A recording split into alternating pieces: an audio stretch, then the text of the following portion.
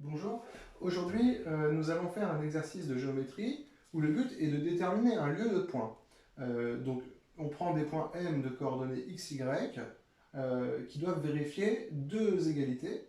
Donc vous avez l'énoncé ici et si vous voulez le chercher sans indication, mettez pause maintenant et cherchez-le. Voilà, parce que je vais donner une indication. Si vous avez déjà mis pause, maintenant je peux montrer l'indication. L'indication, c'est de montrer que le lieu recherché est l'intersection de deux cercles tangents. Donc voilà, si vous voulez maintenant chercher avec l'indication, vous pouvez à nouveau mettre pause. Voilà. Donc maintenant, on va le faire ensemble. Donc, voilà nos deux relations que nous avons là. 4x plus 1 carré plus 4y moins 4 carré égale x moins 8 carré plus y plus 8 carré égale 100. Alors, déjà, exploitons la deuxième égalité qui est probablement la plus simple. Donc, x moins 8 au carré plus y plus 8 au carré égale 100. Ça peut s'écrire x moins 8 au carré plus y moins 8, le tout au carré, égale 10 au carré. Autrement dit, ça, c'est l'équation du cercle de centre oméga 1 de coordonnées 8 moins 8, et le rayon ici va être 10. Donc déjà, plaçons dans le repère ce point et ce cercle. Alors 8 moins 8, 8 est ici, moins 8 est ici.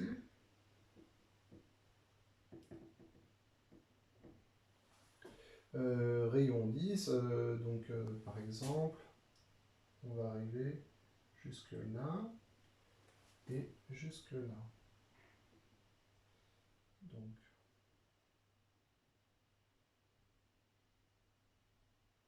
ça doit faire quelque chose comme ça.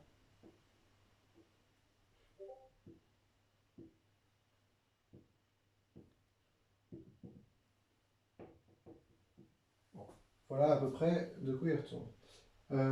Maintenant, intéressons-nous à la deuxième relation, celle-là égale 100. Donc 4x plus 1 au carré plus 4y moins 4 au carré égale 100. Tout cela se divise par 4, donc on obtient x plus 1 au carré plus y moins 4 au carré égale 25. Ce qui peut s'écrire encore, x moins 1 au carré plus y moins 4 au carré égale 5 au carré. Donc on obtient bien encore une équation de cercle. De centre, oméga 2 de coordonnées moins 1, 4, et de rayon 5. Donc je vais placer le centre et je vais essayer de représenter le cercle. Alors, le centre, moins 1, 4. Moins 1 est ici, 4 est là. Voilà. Maintenant, le rayon est 5. Donc on va aller jusqu'ici. 5 et jusque là. Donc on obtient ici quelque chose comme ça.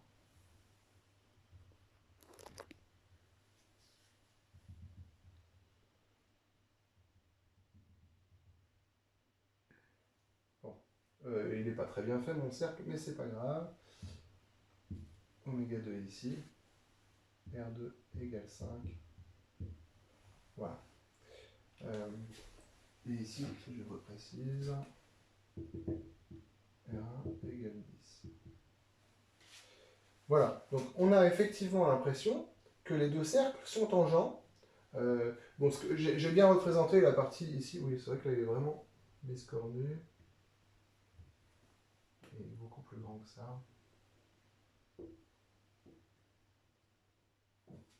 Ça n'a pas grande importance. Visuellement, on a effectivement l'impression que les deux cercles sont tangents au point de coordonnées 2, 0. Donc ce point ici, je vais l'appeler I, le point de coordonnées 2, 0. Déjà, la première chose, c'est que je pourrais vérifier qu'il appartient bien aux deux cercles. Donc, si je remplace x par 2 ici, 2 moins 8 au carré, plus, alors, y vaut 0, moins 8 au carré, ça nous fait moins 6 au carré, plus 8 au carré, c'est-à-dire 36 plus 64, ça fait bien 100. Pour le deuxième cercle, est-ce que le point 2, 0 appartient bien au deuxième cercle? Je remplace. Je vais prendre cette ligne-là, par exemple. 2 plus 1 au carré, plus 0 moins 4 au carré, ça nous fait 3 au carré, 9, plus moins 4 au carré, ça fait 16, 9 plus 16, ça fait bien 25. Donc effectivement, voilà, donc ça fait bien 25, le point appartient bien au deuxième cercle. Donc je vais effacer ces calculs-là, enfin je vais garder les équations de cercle, et on va maintenant montrer que ces deux cercles sont bien tangents au point I. Alors, pour ça, je vais déterminer l'équation d'une droite tangente au cercle 2 passant par I. Donc, je vais prendre T, qui est tangente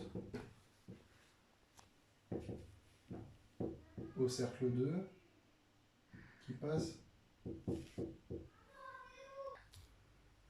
Donc, on va s'intéresser à T, la droite tangente au cercle 2, qui passe par I. On sait donc, on va chercher un vecteur normal à cette tangente.